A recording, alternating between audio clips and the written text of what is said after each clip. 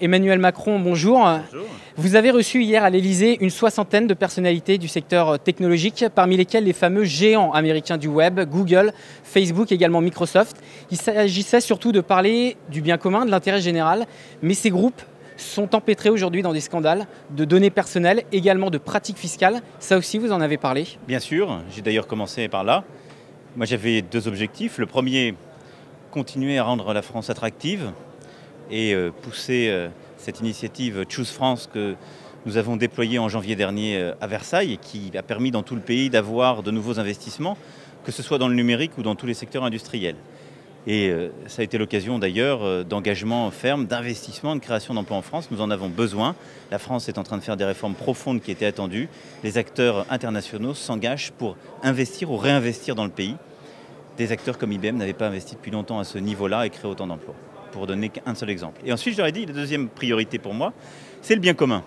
Parce qu'il n'y a pas d'innovation soutenable si vous ne participez pas au bien commun. Ça ne tiendra pas.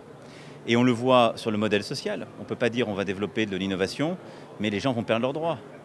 Et donc on a eu des débuts d'engagement, vous avez vu avec l'initiative de Uber et de Deliveroo, qui consiste à donner aux entrepreneurs qui sont sur leur plateforme des droits sociaux. Ils prennent en charge.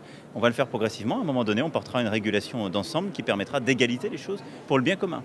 Je leur ai dit, on va parler de fiscalité. Vous disruptez, comme on dit aujourd'hui, des marchés. Vous bousculez, vous créez l'innovation qui change nos pratiques. C'est formidable, c'est très bien, j'y suis favorable. Mais on doit, à côté de ça, requalifier des gens. On crée du chômage avec de l'emploi à côté. Qui paye cette requalification? C'est l'État, c'est les pouvoirs publics. Je ne peux pas demander aux acteurs qui sont parfois bousculés, aux acteurs de l'économie classique, de financer ça. Et vous, qui arrivez, vous ne financez rien. Et donc, je suis pour une fiscalité, ce n'est pas un sujet de négociation. Il y a des cas qui sont des cas contentieux avec la France, mais dont le président n'a pas à connaître, c'est dans les mains de la justice. Et il y a aussi, et surtout pour moi, une nouvelle réglementation européenne à faire. La France soutient l'initiative de la Commission européenne d'avoir une taxe de 3% sur le chiffre d'affaires au-delà d'un certain niveau, ce qui touche tous les GAFA, tous ces géants que vous évoquiez, pour qu'ils contribuent au financement du bien commun et à nos politiques communes.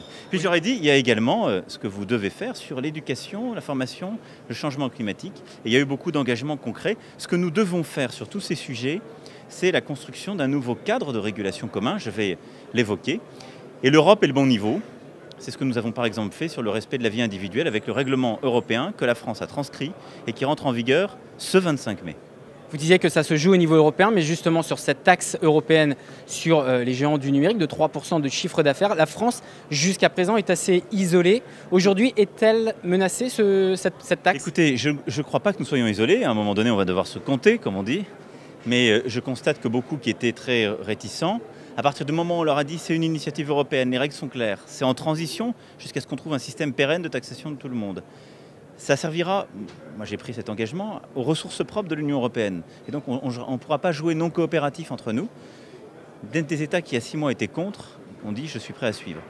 Et donc on verra qui bloque, mais il faudra qu'ils aillent l'expliquer à leurs concitoyens. Moi je ne sais pas expliquer aujourd'hui à un hôtelier qui paye la TVA, qui paye l'impôt sur les sociétés, qui paye les charges pour ses salariés, qu'il est concurrencé par un nouvel acteur qui est à des milliers de kilomètres et qui, lui, ne paye pas tout ça. Si c'est que de l'innovation, je vais lui dire, il faut que tu innoves, il faut changer. Ça, c'est la bonne raison. Mais si l'autre gagne parce qu'il ne respecte pas les règles du jeu, je ne sais pas lui expliquer. Donc moi, je fais une politique que je sais expliquer à mes concitoyens.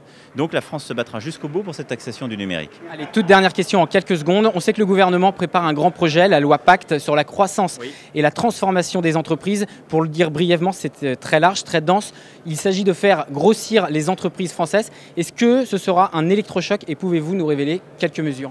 Ce sera un électrochoc parce que c'est une loi d'hyper-simplification pour les startups, les TPE, les PME. Nous en avions besoin et donc ce sont des simplifications de beaucoup de seuils qui existaient jusqu'alors, de beaucoup de contraintes administratives, réglementaires. C'est la vie du quotidien. Ça sera aussi un déclencheur formidable pour l'intéressement puisque nous allons supprimer totalement le forfait social pour l'intéressement des salariés. Qu'est-ce que ça veut dire?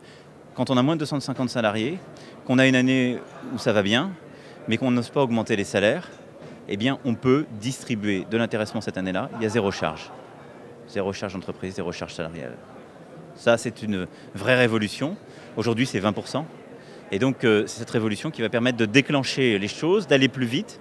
Mais c'est aussi ça qui permettra de partager les fruits de la croissance pour que tout le monde aille bien, parce que les startups le savent parfaitement, mais nos entreprises le savent aussi, il n'est de richesse que d'hommes. Et donc la bataille d'aujourd'hui, c'est la bataille des talents. Si on veut garder les meilleurs, les encourager, il faut les récompenser. Merci Monsieur le Président. Merci à vous.